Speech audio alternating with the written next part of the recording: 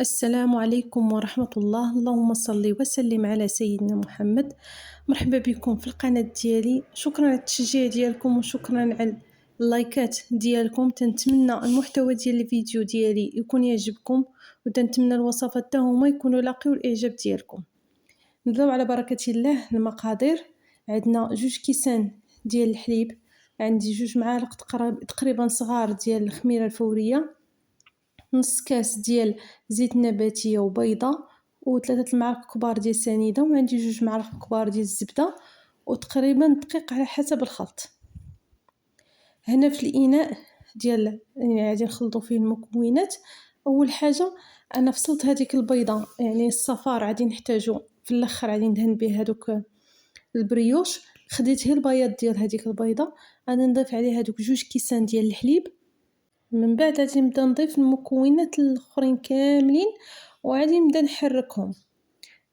غادي نضيف سنيده كما قلت قبل، 3 المعالق كبار ديال سنيده، وهذاك نصف كاس ديال الزيت النباتيه. انا درت هذا الكويس يعني عباره نص كاس ديال العنبه تقريبا ديال الزيت النباتيه. تنخلط هذوك المكونات، تنحس بهذيك سنيده دابت، ومن بعد تنضيف ساشي ديال الفانيليا. هنا اختياري، ممكن ديروا حتى القشور ديال الحامض ولا القشور ديال الليمون الا ما كانش متوفر عندكم. تنبدا نحرك هذوك المكونات كاملين وتنضيف ليهم هاد الخميره الفوريه. كما قلت لكم 2 معالق صغار ديال الخميره الفوريه، وتنخلط نبقى نخلط حتى تنحس بهذيك الخميره دابت. هنا اخر مرحله غادي نبدا نضيف الدقيق الابيض، غادي نبدا نضيفه تدريجيا. ضروري هاد العجينه هذه يعني تتجمع، ولكن تتبقى تتلصق في اليد، يعني ما تتكونش عاقده بزاف يعني شاده في راسها. ضروري نخليوها تتلصق، يعني ما تكونش متماسكه بزاف. هنا حطيتها في القصريه باش نكمل ليها الدليك مزيان. كملتو ليها كما تتشوفوا انتم كي داير، يعني ما شداش في راسها مزيان. غادي نشد هذيك 2 معالق ديال الزبده، ضروري يكونوا بحراره المطبخ. غادي نديرهم على ديك العجينه، ومن بعد غادي نبدا ندخلها لداخل ديال هذاك العجين. غادي نبدا ندلك مزيان مزيان مزيان مزيان. في الاول غادي تحسوا بها معلكه يعني تتلصق، غتلقاو صعوبه شويه في انها الدليك ديالها، ولكن من بعد تطلق بديك الزبده تتولي رطبه. انتم كما تتشوفوا مع الدليك تجمعات ولا رطبه. غادي نحطها في هذا الاناء هذا، وغادي نحاول نغطيها بالبلاستيك الغذائي، وغادي نخليها تقريبا 15 دقيقه حتى 30 دقيقه. نخليها تختمر على خاطرها تتضاعف مزيان، يعني حتى الحجم ديالها يولي متضاعف. وديك الساعه غادي نبدا بالتكوين ديال البريوش ديالي، يعني اخر مرحله في هذا البريوش.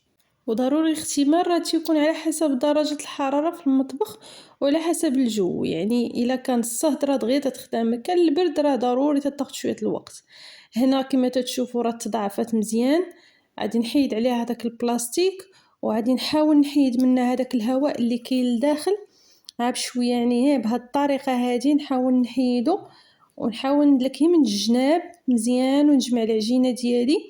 من بعد غادي نبدا بتشكيل هذوك الكويرات بشويه بشويه، يعني كويرات يكونوا قياس تقريبا ما هما كبار بزاف ما هو صغيورين بزاف، على هذا الشكل الاتي. يعني كما تتشوفوا كويرات، انتم غادي تشوفوا شحال ديال الكويرات غادي تخرج لنا نفس تقريبا نفس الحجم. بعد غادي ننتقلوا للمرحله الاخرى ديال اننا نعمروهم بالشوكولات.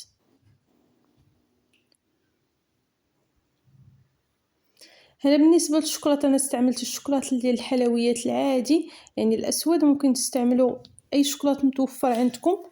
المهم الطريقه تنشدوا هذوك الكويرات، تنحاولوا اننا نسرحوهم من الجناب. الوسط من الاحسن خليوه شويه، يعني العجينه شويه غليظه، يعني ما تكونش مرققه بزاف باش نحطوا فيها الشوكولا، باش نقدروا نشكلوا ديك الكويره عندنا باش ما يخرجش لنا داك الشوكولات من العجين. على هاد الطريقه هذه تنستمر الكويرات كاملين، تندير ليهم الشوكولاته، تنعمرهم بالشوكولاته من الداخل. ممكن تعوضوا الشوكولاته الا ما عندكمش، تعوضوه بهذوك الفواكه المعسله. ممكن تعوضوه بشي حاجه، يعني بشي فواكه جافه. يعني ممكن تشدوا كاوكاو بحال هكا تخلطوه مع شويه الزهر ويعني شويه السكر هكا الا بغيتو على حسب الرغبه، وديروها بحال عقده لداخل ديال هذوك البريوش، وديروا نفس هكا تكونوا كويرات.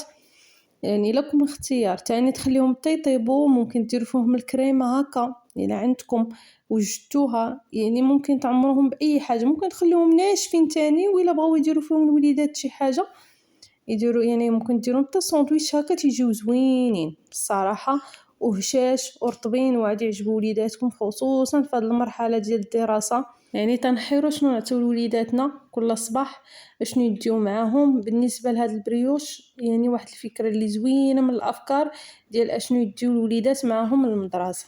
انا من بعد ما كملتهم دهنتهم ديك الصفار البيض مخلط مع قهوة سريعة الذوبان، دخلتهم يطيبوا في الفران.